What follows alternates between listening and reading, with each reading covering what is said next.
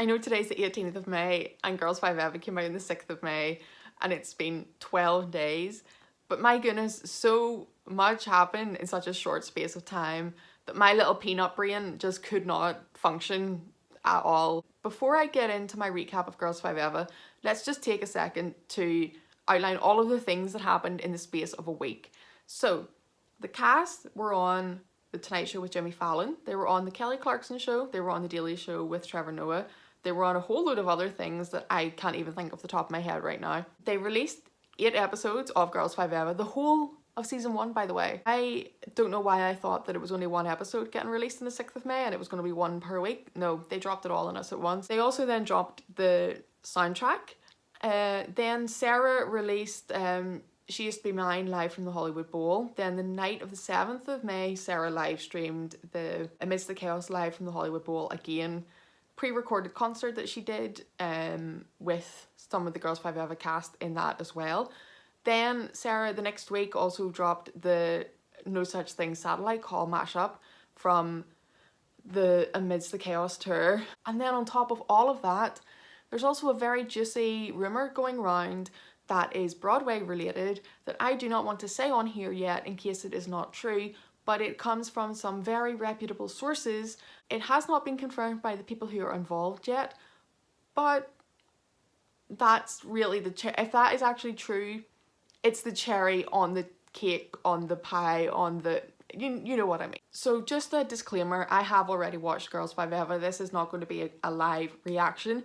This is just me talking about my favourite moments from each episode, the things that I loved, the characters that I loved, and all that sort of stuff. This video is going to do episodes 1 to 4, and then I'm going to do another video sometime soon, and it will be sometime soon, it'll be within like the next week, of episodes 5 to 8. Oh, by the way, I will say there's obviously going to be spoilers in this. For those of you who don't know what Girls5eva is for some reason and you're just watching this video, first of all, how did you find me? Second of all, it's a Peacock TV show that came out on the 6th of May that is about a girl group that was famous in the 90s. Their song has been sampled by a rapper in 2021 and they kind of get thrust back into the spotlight a little bit, but they don't get success. They kind of reunite and have to figure out their own way to kind of make a second go at things. So the members of the band back in the 90s were Dawn, who's played by Sara Bareilles, Summer, who's played by Busy Phillips, Gloria, who is played by Paula Pell, Wiki, who's played by Renee Elise Goldsberry, and Ashley, who's played by Ashley Park. Ashley's character died in 2005 in an infinity pool accident, so she is not in the band anymore in the present day, but she is in the programme in flashbacks, which is nice. Episode 1 for me is a brilliant pilot. I think they nailed it, absolutely nailed it with the pilot. Some of the funniest lines in the whole of season 1 are in this episode. So the plot of this episode is that they find out they've been sampled. Dawn gets given the royalty checks for the girls. She has to go and find them because they haven't spoken in years. So she has to like track them down, go find them, give them the royalty checks, and then they also get a gig on The Tonight Show with Jimmy Fallon. After the gig at The Tonight Show, they then decide to give it a go and reunite, basically. That's the plot. My favourite parts about this episode, firstly, was the song that we only got a clip of. I think it's called Quit Flying Planes in My Heart. It sounds like such a cheesy 90s pop song and I loved the choreography of it, and I really wish that we could get a full version of that song. Peacock, if you're listening, thank you. One of the other things that I absolutely loved was when they met up with Gloria and were catching up, and Dawn said to her, I heard you got married, and Gloria was like, yep, me and Caroline were the first gay couple in New York to get divorced. I love that for 2 reasons. One, because it was kind of just like, yep, gay marriages end too, and 2, that it was just like no big deal. Dawn's character didn't really think twice about it, and the fact that Gloria is gay is just a normal thing, which is great. Some of the funniest lines in this episode are all about Ashley, like when they're sitting on the bench and they're asking like Ashley to give them a sign that they can do the Girls5eva reunion without her, and they have the people on the building site like basically say word for word, like, it's okay, you can do this without me, it's fine as a 4-person thing. But one of the other lines that's great is when Summer says to Dawn that Ashley isn't here anymore because she's a bench now. Floored me. But the best scene in this whole episode is the one between Dawn and Wiki when Dawn follows her back to her hotel room. There is just, oh my god, there are so many good, like, quick jokes in this that are just hilarious. This whole scene is just comedy gold. This is your pilot's hotel room? You're saying a bald woman can't be a pilot? Wow, Dawn. You're lying. I never said anything because I was the chill one, but now I'm 40 and I don't care.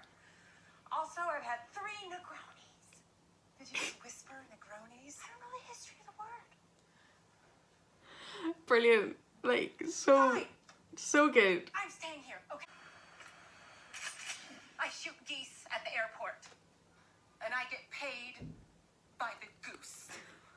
That line, that I get paid by the goose line, brilliant. That's basically what happens in episode 1. Loved it. So many one-liners. There's other parts of the episode that I also absolutely loved, but in the interest of trying to keep this reasonably short, we're just gonna, those are my absolute highlights. The second episode is called De Wazge, and it'll make sense if you watch the episode. The plot of this episode is that they put on a gig in a mall to try to boost Girls5eva's presence and try to make themselves famous again. I'm not gonna lie to you, this episode to me, after the pilot, was a little bit of like a filler episode. There wasn't a lot of laugh out loud moments in this episode for me.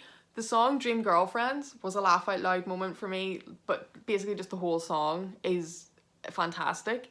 But apart from that, other than the sort of physical comedy around Wiki's piano, so she gets a piano delivered, she's staying with Dawn in Dawn's apartment and she gets a piano delivered that is like see-through.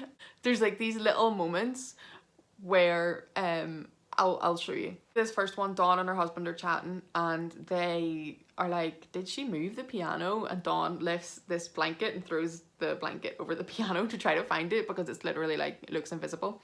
And then the second moment is at the end where like Dawn and Wiki had been sitting playing the piano for a little while together, and then they get up and then Dawn at the very end of the episode kind of storms away and goes to sit down at the piano again and the stool is gone. Just those like little physical comedy moments, I really loved them. But overall, this episode was probably one of my, I say least favourite, I mean I still thoroughly enjoyed it. When I'm saying least favourite here, I mean like this was a 9.5 out of 10 instead of a 10 out of 10. So like still very much enjoyed it, but there just wasn't as many laugh out loud moments for me. And in between the pilot and these next 2 episodes, it really did kind of feel like a little bit of filler. Sorry. The next episode and the one after it are just 2 unbelievably strong episodes. So the next episode is called Elf Music. So the plot of this episode is that Girls5eva go and meet up with Elf Music, who's like a producer who wrote some of their songs back in the day. He's a Grammy Award winning songwriter who's won hundreds of Grammys by working with loads and loads of famous people. So they go to him to try to get him to write them a hit song for their comeback. This episode has so many good moments in it. There's so many little one-liners in this episode that are just fantastic. As a Kelly Clarkson fan, one of my favorite moments in this entire episode is when Dawn's character, there's a flashback where it shows Dawn's character suggesting a song that she's written, and she's like, yeah, it's about like how things that don't kill you make you stronger, which I think is a subtle reference to the fact that maybe he stole that song and then sold it to Kelly Clarkson, and then that Dawn maybe wrote Kelly Clarkson's What Doesn't Kill You Makes You Stronger. That's my headcanon anyway. The other thing that I loved about this episode, especially as an only child, was the whole New York Lonely Boy aspect of this. New York Lonely Boy is sung by the Milk Carton Kids, and it's sort of like a folky hipster type tune about Dawn and Scott's child Max potentially turning out to be this New York Lonely Boy, which is like a sort of hipster loner kid. But it's just absolutely, the lyrics of it are just absolutely fantastic. There's one line in it that's like, the Strand is his Disneyland, and I'm like, do you know what? I kind of feel that. The Strand is kind of like my Disneyland too. Relatable content. So one of my other favourite lines in this whole episode is when they're talking about how their songs were inappropriate, and Gloria says, yeah, especially for me because I'm gay, so like singing about boys, just not my thing. My song is not accurate to your experience. Certainly not my verse where I bed down a teenage boy. I mean, I'm deep-fried gay, Alf. I could write a bridge where you experiment with a tattoo waitress for your boyfriend's birthday. I love women when they are gay like this. I may not be gay like that. I might be. We don't know. I love that whole exchange because firstly it calls out the male gaze, and also secondly Summer being like, I might be that type of gay, we just don't know. The best part of this whole episode is the line about Zendaya and the charades. Real talk. It has been an entire Zendaya since you have recorded music. A test. Sing my charade. Oh my God. This entire scene is chaotic. It's a movie. For my words. First word. Something small. We. Money. Now we see it animals. Elephants and tigers. We thought of zoo. It was the concept of generosity. I can't. It's how they all sing, now he's doing animals, and then they sing We Bought a Zoo in perfect harmony, and then he's just like, no, it was the concept of I can't cope with it, it's too funny. Then we're on to episode 4, which is called Karma with a C. So the plot of this episode actually revolves quite heavily around Summer and her husband Kev, who's played by Andrew Rannells. We love Andrew Rannells here. Summer thinks Kev's cheating because their credit card gets declined, and she finds out what was bought with the money to make it decline. So she goes out and wrecks his car, and we get this another Girls5eva throwback tune that we don't get the whole song of, but it's clearly, I think, meant to be a play on Carrie Underwood's Before He Cheats, and it's just a bop, and it's another one that we need a full song of.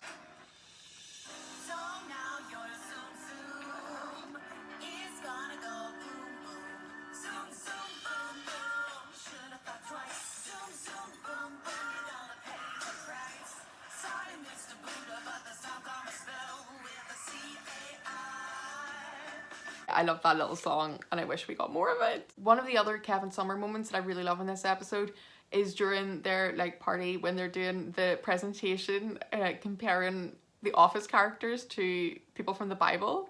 It's so short but it's so good.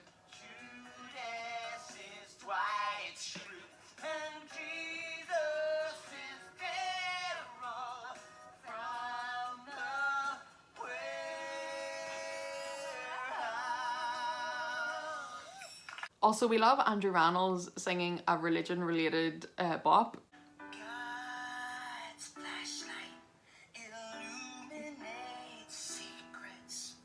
Powered by truth and batteries. For me, the absolute peak of this episode is Dawn's Dolly Parton hallucination. Dolly Parton being played by Tina Fey. This whole scene is just Dawn playing basketball with Dolly Parton. Like, I love that somebody pitched this and they were like, yep, this is great, because it is great.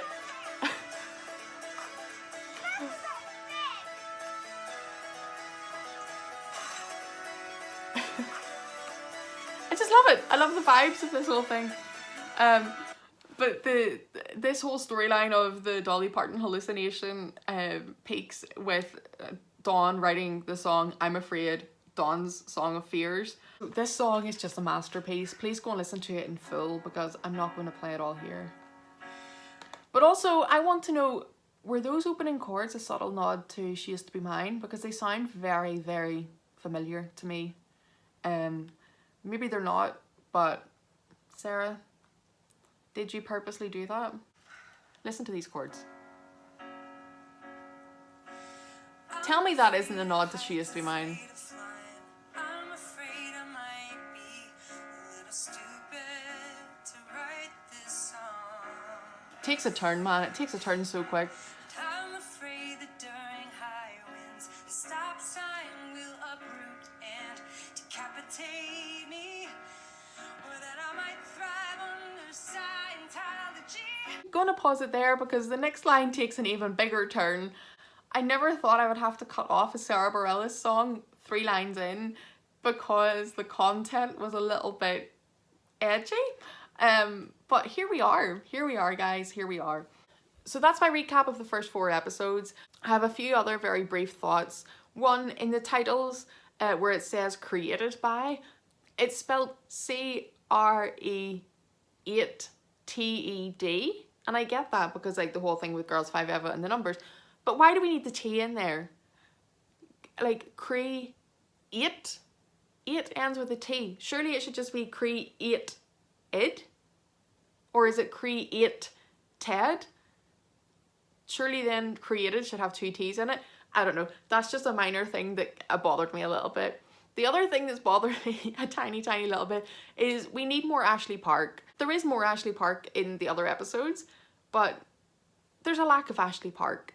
Okay? Like, everything could benefit from more Ashley Park. The other thing that we could benefit from more of is full versions of all of the little songs that are played in each of the little clips throughout, because on the soundtrack there's only 9 songs. There's maybe like 20-25 songs referenced through the whole series, so it would be nice to get full songs. And then the other thing that I really liked, if you go back and watch some of the episodes, the music that's played during the scenes that's just kind of played during dialogue moments, you know, like just to build the mood, it kind of echoes the songs, like the main song of the episode. In the first episode it kind of echoes the tune of Famous 5eva, and in the 4th episode it kind of echoes the tune of I'm Afraid. And I don't know if it did it in the other 2 episodes because I don't think I paid close enough attention, I'm sorry, but I did notice it very clearly in those 2 episodes, which was really nice. If you enjoyed me just giving you all of my thoughts about Girls5eva, then please come back for my next video, which I'll probably post in a week or so, outlining my favourite parts from episodes 5 to 8. And guys, remember, I finally have context for the Y2Gay scene, and it delivered. It lived up to the hype that I had in here.